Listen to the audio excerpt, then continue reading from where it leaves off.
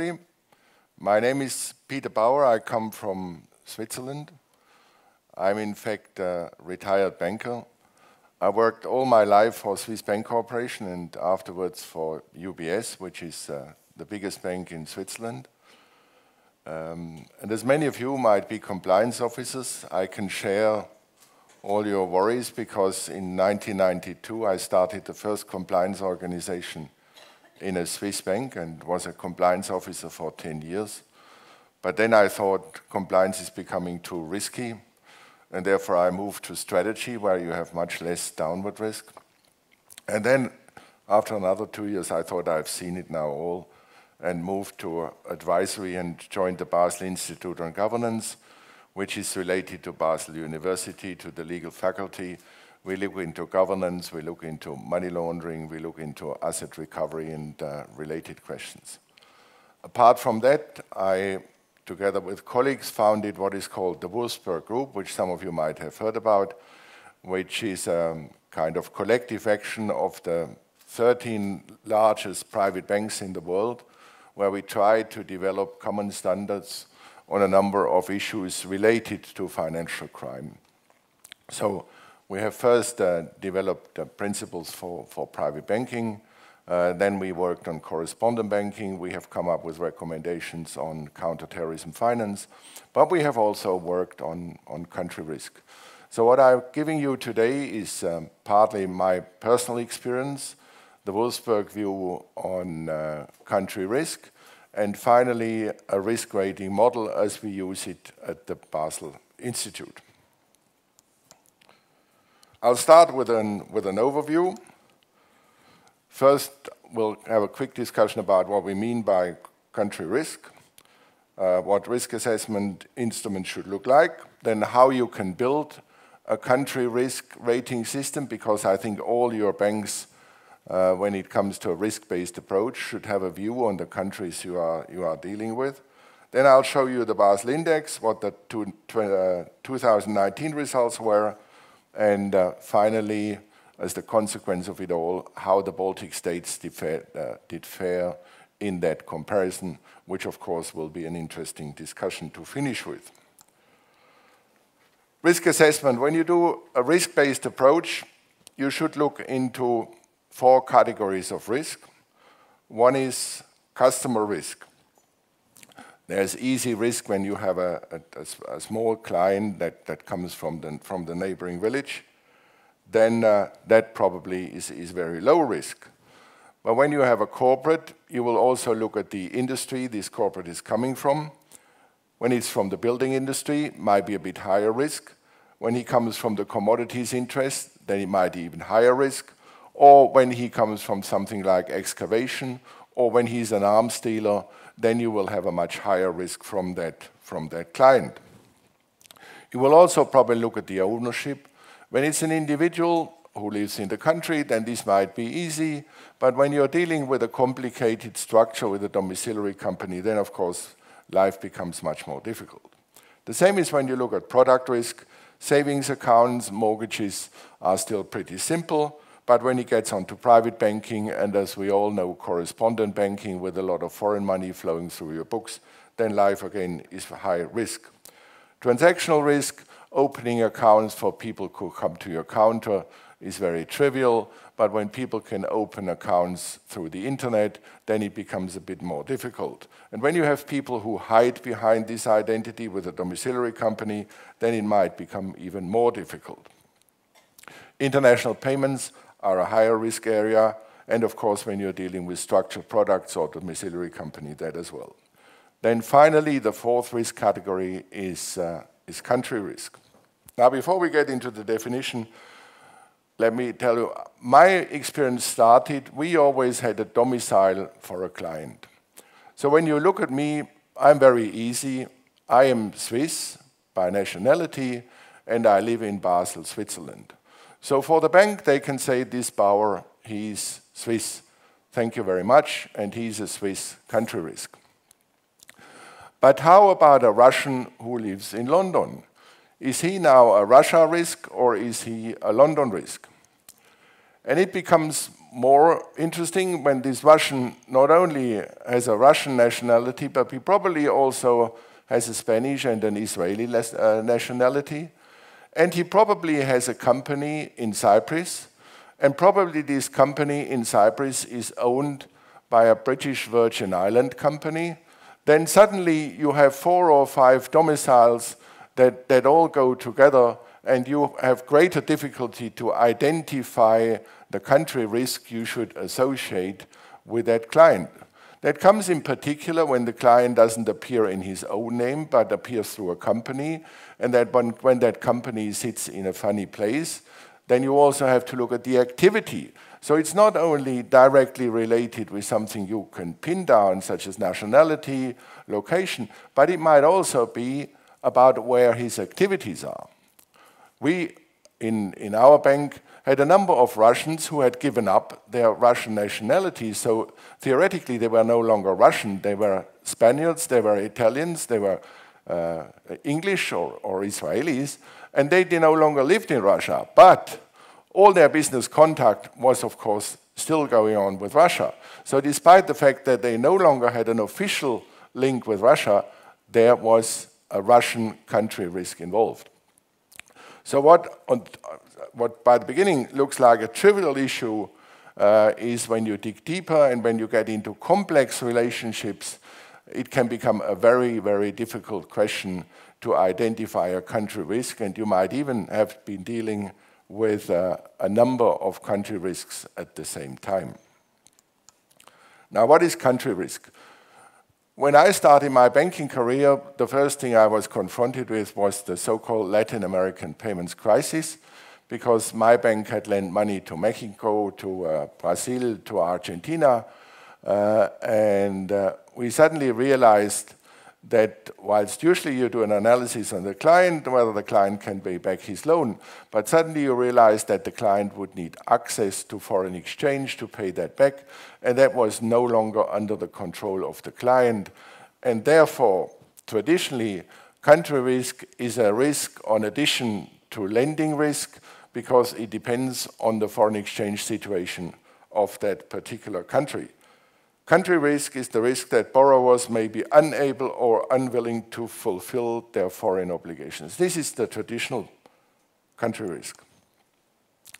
Now, when we move on and we get into country risk for other types of business, then this is nowadays mainly related to money laundering, sanctions, or terrorism finance.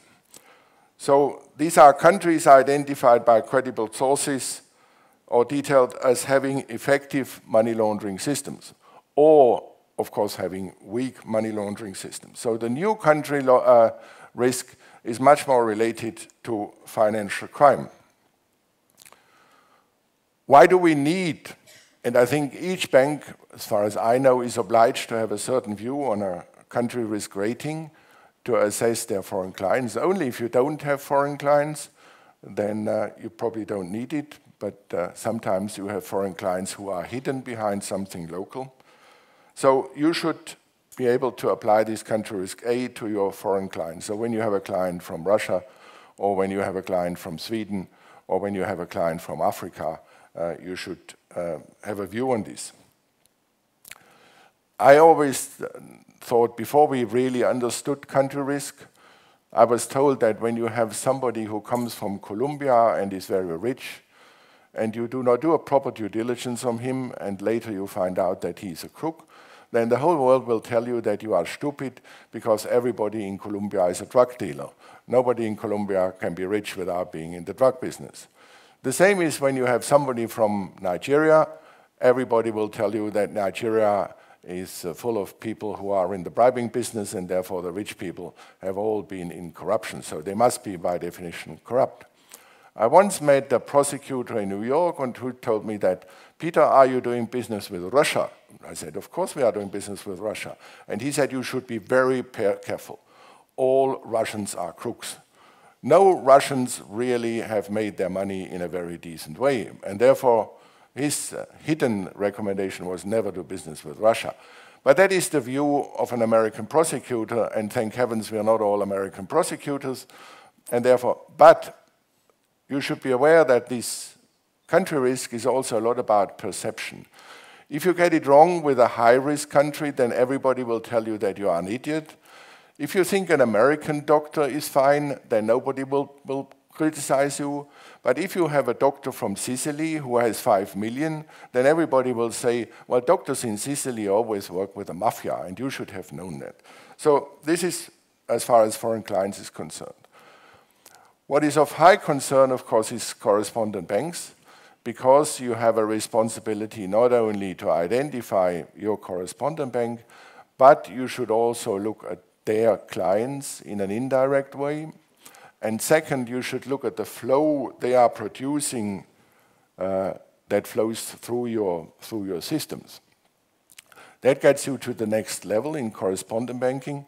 If you have a correspondent banking in Russia, then you should look not only whether the money comes from Russia, but which country might be behind that, and you should also look at where the money is going to. So it complicates matters because it's not only the domicile of your correspondent bank, but also the domicile of the monies that flow through your system.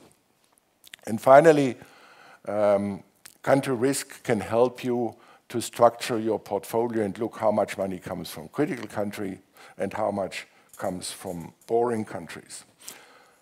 But do not forget the way you are assessing your clients or your correspondent banks, the same way other people are looking at you. And therefore, for your competitiveness and for your position, it is very important how people see the country risk of Lithuania, Estonia, or Latvia. That can become very crucial. Now let me show you how you can build a risk rating or a country risk analysis system. And as I said, everybody or every bank has to have it. We have done a comparison in the Wolfsburg Group among the 12 biggest banks, and I can tell you all banks do it more or less the same. There is no wonder system that somebody will have and others do not. It's all a bit more or less the same, and therefore when we built the Basel index, we copied some of that. And we also said that for smaller banks or medium-sized banks, it's terribly expensive to build something like that themselves, and therefore they should have somebody whom they can go to. There currently is no internationally accepted definition of risk or guidelines for rating countries. So you have to come up with your own view, and you can hope that your regulators will accept that. Ours has been presented to a number of regulators, so we feel pretty sure that it will stand up that test. There is an effort, because we are related to the university, that we do a probably bit more research-based. When a bank does a rating system, you immediately have all the client people who come in and say, look, if you put too high a risk on China, then this will have a negative impact on our China business. And then the bank will have to decide whether they want that impact or whether they don't. Finally, we want to assist financial institutions of all their sizes to have an independent risk assessment. So it's an independent, research-based index, but we do not go to countries and analyze them themselves. That is too expensive, and you will never get there because this world has about 200 countries, and therefore you will never end up, and such research would take too long. So what we do is we are looking for indices that are already available and that could help us to build the country risk index. We are risk ranking about 203 countries. However, for many there are not enough data, so that then that boils down in a core to 120. However, what you should all remember, we can look at the systems they have, we can look at the reputation, we can look at other factors, but there are no statistics about the amount of money laundering that is going on in individual countries. And I'm afraid most countries don't even know how much money laundering is going on in their countries. And they don't know how many people are convicted for money laundering. which is a very low number compared to the overall volume. So all these country risk indicators can tell you a lot of things, but they cannot tell you how much money laundering is going on in those countries. Now, how to build this? First, you have to define the risk criteria. Then you have to select indices. Then you have to decide how important are those indices. Is corruption more important than money laundering? Is the legal environment important? Is the transparency important, etc.? And then you have to do a bit of mathematics so that finally you can end up with something that fits into a scale of 0 to 10. Now, what do you look at as a criteria? Has the country got appropriate money laundering, counterterrorism finance laws? Is there a high level of corruption in those countries? Because when you have a high level of corruption, corruption is a predicate offense to money laundering. Then if you have a lot of this crime, then there's a high probability that there is also a high level of money laundering. Has the country got a reputation, such as Somalia or Saudi Arabia or Qatar, for financing terrorism? Is there a low level of public and financial transparency? Switzerland, for example, still does not demand that political contributions are made transparent, and therefore Switzerland always gets bad marks on that. Or is there a high political or legal risk? So those are the criteria, and then you look for indices that can help you with this. They should be of a reputable source. They should have a methodology which is transparent. They should have a wide country coverage, because if you want to do this for 200 countries, it doesn't help you when you have an index that only covers 10 or 15 countries. It should be regularly updated. The data should be publicly available, and you have to be sure that you do not get indices that all have the same ingredients. For example, the famous Transparency International Corruption Perception Index flows into a number of corruption indices, and then you get the same thing in various packages. Now, what we have done is selecting those. I'll just show you. And then you need to do first is how much weight do I give to this? So we give shortfalls of the AML framework. This is the most important thing, gets 65%. Corruption risk gets 10%. Poor financial standards, 15%. Lack of public transparency, 5%. And weak political rights and rule of law, also 5%. You will get the handouts, and then you can read this in detail. This is just a list of the 15 sources that we use and put them in our mixer that then produces the risk rating. You see, for example, at the top, under quality of AML, the FRTF mutual evaluations are probably the most important input, which gets a weighting for the index of 35%. So when a country is bad on FRTF mutual evaluation, that will automatically get them a fairly bad rating. It all ends up in a spreadsheet and is then summed up. If we compare 2019 with the previous years, we have seen some progress, but I can tell you not much is changing. It's despite all the efforts, quality is going up very slowly. Improvements are not significant. Some countries are still going backwards, and most countries are still at significant risk. Don't underestimate the impact of that country risk. One of the major obstacles is still beneficial owner identification, because we have got too many domiciliary companies that are not transparent. Now, if you look at the results, and because it's a risk indicator, it is top down. So what is number one is the country with the highest risk. We have a rating from 10 to 0, so 10 would be the highest. But of course, nobody is so bad that he gets the 10, but nobody is so good that he gets the 0. So you can see the usual suspects: Mozambique, Laos, Myanmar, Afghanistan, Liberia, Haiti, Kenya, etc. So that is probably those with the worst results. And here are those with the best results. And of course, the highest number, which is 125, this is now the good news for you, and this is Estonia. So it might surprise you, and it's a surprise me, and it's a bit against my plausibility check that Estonia should be the country with the best risk rating. It is probably more plausible when you come to New Zealand or to Sweden or to Uruguay. Lithuania, as you can see, gets 119, so Lithuania too has got very good results. I will show you in a second why this is the case. When you subscribe to the Basel Index, this is what you get. You can see in the middle the countries, and then you see the outcome of the ratings for the various sub-indices. This is what the map looks like.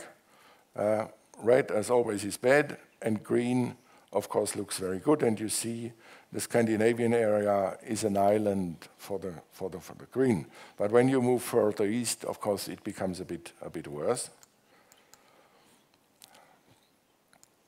What we do is we analyze the FRTF data because it's the most important ingredient. And we change their ratings into a numerical rating. And in the left, you can see what they now do as the new, what is called the effectiveness rating or immediate outcome. And the technical compliance, that is their traditional assessment of the 40 recommendations. Because we think effectiveness, this means implementation of the rules and not only the rules, is more important, we give effectiveness a double weighting in our. Now let's see the Baltic countries. As I've already shown to you, Estonia in the overall rating comes up with number 125, which is the best, followed by Lithuania and by Latvia. The overall rating, you can see Estonia with 2.68. This is because they have a low or a good FRTF rating, which is 361, whilst Lithuania and Latvia, when it comes to implementation of FRTF rules, are not as good. They are at 5.3 and 5.8. It's a general observation that the implementation ratings are worse than the compliance ratings. But you can also see that all three countries have a pretty low corruption rating, and they have a pretty low financial secrecy rating.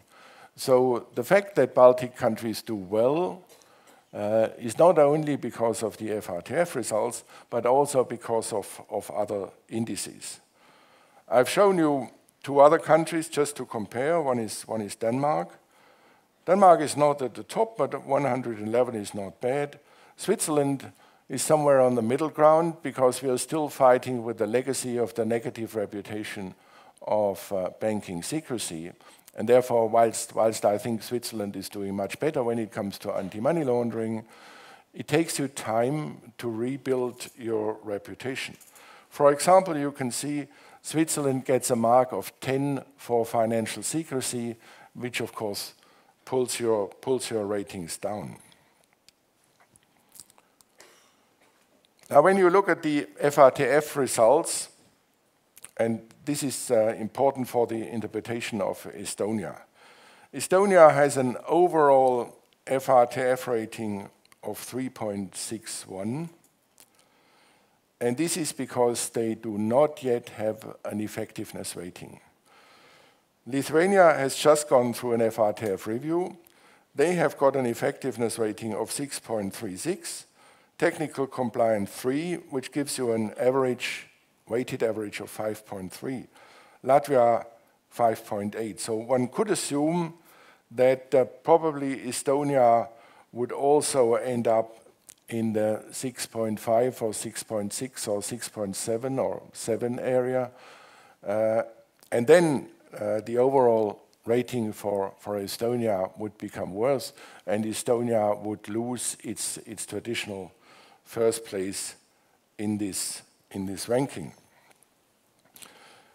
Now, I'm told that Estonia is still not on the list of the countries to be reviewed, but my recommendation to Estonia would be that after recent events, and if Estonia is convinced that they can do well and that they have a good money laundering system, that they subject themselves to a review by Moneyval in the near future. Because not having that rating, you know, this world is full of perception. And for banks from far away, it is difficult to distinguish between the Baltic countries. And therefore, they will throw all of you into one pot. And whilst you had managed to have good results, now recent events will trigger careful people to say, well, probably the real world is not so good. And it will give regulators examples where things went wrong. And that involves then Danske Bank and Deutsche Bank and Swedbank. Then you can say, if even these banks get it wrong in the Baltics, for heaven's sake, what kind of wild east is that? Therefore, my recommendation would be Estonia should get their act together, ask for a Moneyval review. And for Lithuania and Latvia, the good thing is now with a new methodology, you can ask the FRTF to come back and do a review on those weak points.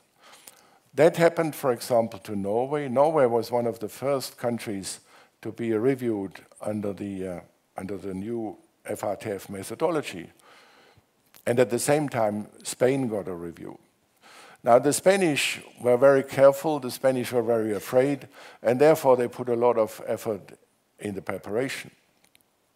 Our Norwegian friends, as we all know, the Norwegians, they thought they were beyond reproach and everything was perfect in good old Norway.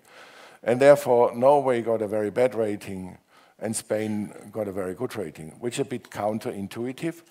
But it also shows you that if you prepare that properly, then you can really achieve pretty good results. Now, what I would recommend to all of you is you will get those slides. And what you can see here is the address of the Basel Governance Institute. You can go and have a look at the country risk index. And you will also see a public list because we are a non-profit organization, so we publish a list of all ratings for free.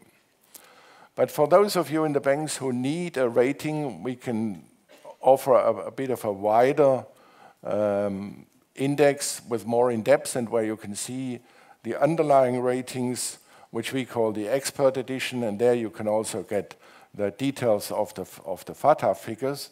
Those are all available from that website. So if you want to have a look, send an email to my friend Katja and say, could you please give me access to the expert version, and then you can have a look at it.